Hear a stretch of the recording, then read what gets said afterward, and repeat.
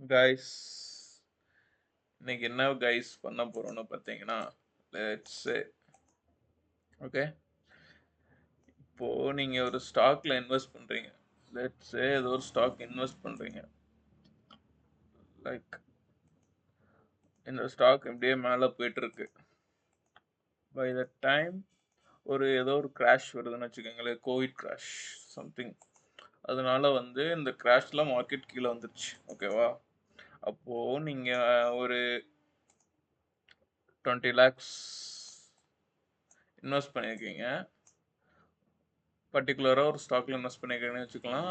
Like அது ஒரு 20% crash ஆச்சுன்னா வச்சுக்கோங்களேன், சம் அமௌண்ட் இதாகுதுன்னு வச்சுக்கோங்களேன், ஒரு 2 lakhs கிட்ட கிராஷ் ஆகுதுன்னு வச்சுக்கோங்க, 2 lakhs லாஸ் ஆகுது.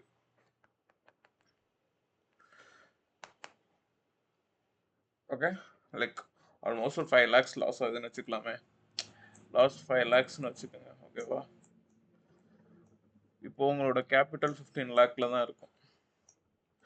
தென் நீங்கள் இந்த 5 lakh லாஸ் அவாய்ட் பண்ணுறதுக்கு என்ன பண்ணலாம்னா ஹெட்ஜ் பண்ணலாம்.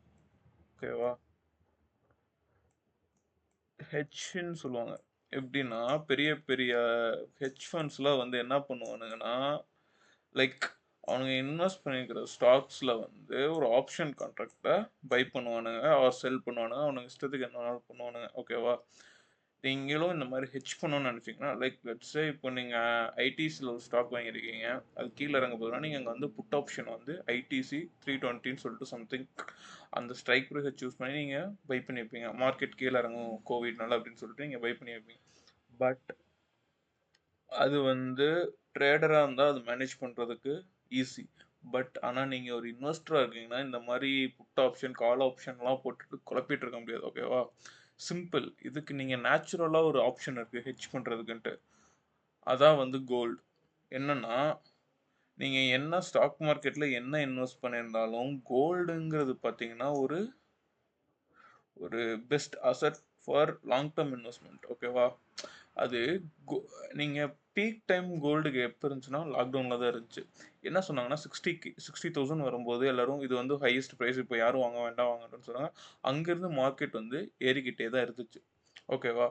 ஸோ நீங்கள் நேச்சுரலாக உங்களோட ஸ்டாக் ஆர் உங்களோட போர்ட்ஃபோலியோ ஹெட்ஜ் பண்ணணும்னா கோல்டு ஆட் பண்ணிகிட்டே வாங்க. இப்போது லெட்ஸே இப்போ நீங்கள் ஒரு 80Kக்கு ஏதாச்சும் ஒரு ஸ்டாக் பை பண்ணுறீங்க அண்ட் ஒரு 20Kக்கு மறுபடியும் ஒரு கோல்டை பை பண்ணுங்க. அண்ட் நெக்ஸ்ட் ஒரு ஸ்டாக் ஆட் பண்ணும்போது கொஞ்சோண்டு அது அமௌண்ட் கோல்டையும் ஆட் பண்ணுங்க.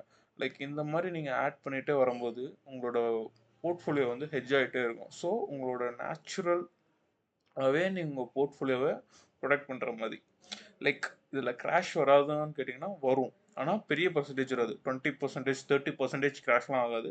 ஸோ உங்களோட கிராஷை ஒரு 10%, 7%லேயே ஸ்டாப் பண்ணிக்கிறதுக்கான ஒரு பாசிபிலிட்டிஸ் இருக்கும்.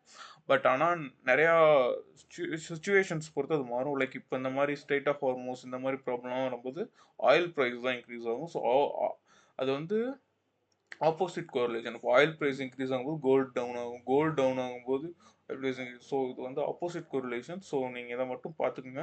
மற்றபடி கோல்டில் இன்வெஸ்ட் பண்ணுங்கள் அண்ட் சில்வரில் இன்வெஸ்ட் பண்ணுங்கள், கமோடிட்டிஸில் கொஞ்சம் இன்வெஸ்ட் பண்ணுங்கள். எப்போவுமே ஒரு ஸ்டாக்ஸ் எல்லாமே லைக் ஏதாச்சும் ஒரு எஃப்எம்ஜிஜி ஸ்டாக்ஸ் நீங்கள் வாங்குறீங்கன்னா அதுக்கு தேவையான டிரான்ஸ்போர்ட்டேஷன், ஆயில் இந்த மாதிரி ஒரு கோரிலேட்டடான அசட்லையும் இன்வெஸ்ட் பண்ணிட்டு இருந்தீங்கன்னா உங்களோட போர்ட்ஃபோலியோ கிராஷ்லேருந்து தப்பிச்சு வச்சுக்கலாம் கைஸ். ஸோ இந்த டிப்பை யூஸ் பண்ணுங்கள். Bye bye. இது எல்லாமே என்னோட அட்வைஸ் தான். ஸோ நீங்களும் ரிசர்ச் பண்ணி பார்த்துட்டு பண்ணுங்கள். பை.